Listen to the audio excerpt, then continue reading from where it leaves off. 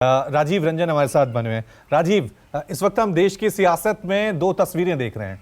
पहली तस्वीर, विपक्ष एकजुट हो रहा है।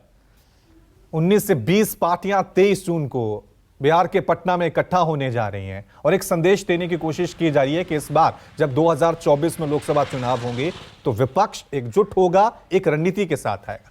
और दूसरी तरफ बीजेपी है। अपने गठबंधन को लेकर अभी कोई क्लियर पिक्चर नहीं है और जो सहयोगी उनसे हैं, कहीं ना कहीं तल्खी, नाराजगी और खटास देखने को मिल रही है। किस तरह से देख रहे हैं अभी जो मौजूदा हालात हैं?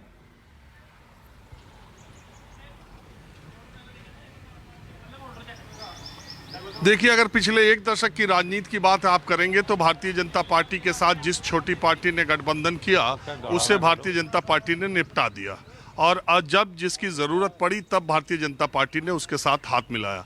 अगर एक नहीं, मैं आपको 10 उदाहरण दे सकता हूँ। ओम प्रकाश राजभर को देखिए, आप उत्तर प्रदेश की बात मैं कह रहा हूँ। अगर आप बिहार में जाएं तो आप जेडीयू की स्थिति देखिए कि वो किस स्तर की पार्टी थी, वो कहाँ चली गई।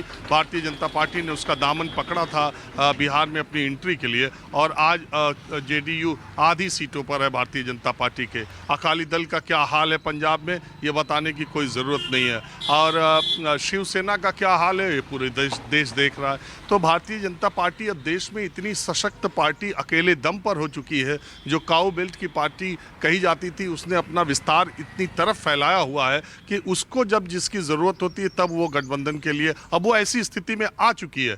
देखिए, एकनाथ शिंदे जो महाराष्ट्र की बात है, अब अगर ऐसे आप देखेंगे तो एक झटके में उनका राजनीतिक भविष्य आगे दिखाई नहीं देता है। 11 महीने वो महाराष्ट्र के मुख्यमंत्री रह लिए, वो तो ठीक बात है, लेकिन 2024 के लोकसभा चुनाव में जब वो ज़्यादा सीटों की मांग करेंगे या जो सीटिंग सांसद उनके आए हैं, पता नहीं भारतीय जनता पार्टी उतनी टिकट देने को तैयार होगी कि नहीं होगी।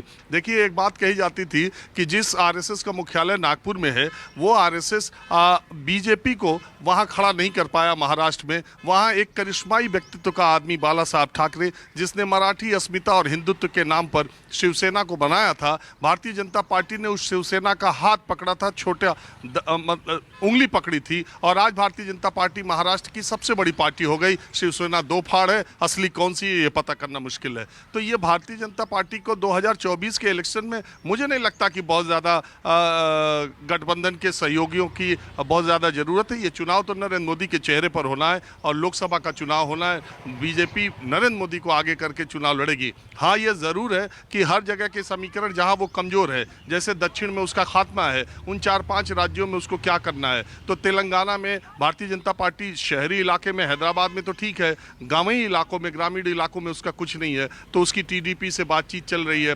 टीडीपी को पिछले चुनाव में बहुत ही बुरी गति का सामना करना पड़ा जब उसने कांग्रेस से हाथ मिला लिया था, क्योंकि तेलंगाना में एक एंटी तेलंगाना मूड टीडीपी का माना जाता है। चंद्रबाबू नायडू का वो यूनाइटेड आंध्रा जब था तो तेलंगाना के लोगों को ऐसा लगता था कि चंद्रबाबू नायडू तेलंगाना अलग नहीं होने देना चाहते। वो तमाम चीज़ें हैं। आंध्र प्रदेश का इलेक्शन आना है और वहाँ पर जो एक्टर है वो बीजेपी के साथ हैं ही। उन्होंने ऐलान कर दिया है कि वो टीडीपी के साथ जाएंगे, तो वहाँ बीजेपी को साउथ में ज़रूरत है तो वो करेंगे। कोई विकल्प देवगौड़ा के पास अब नहीं है कि वो भारतीय जनता पार्टी के साथ हाथ मिलाएं। एक ही उनके पास सांसद है, बाकी सारे सांसद भारतीय जनता पार्टी के।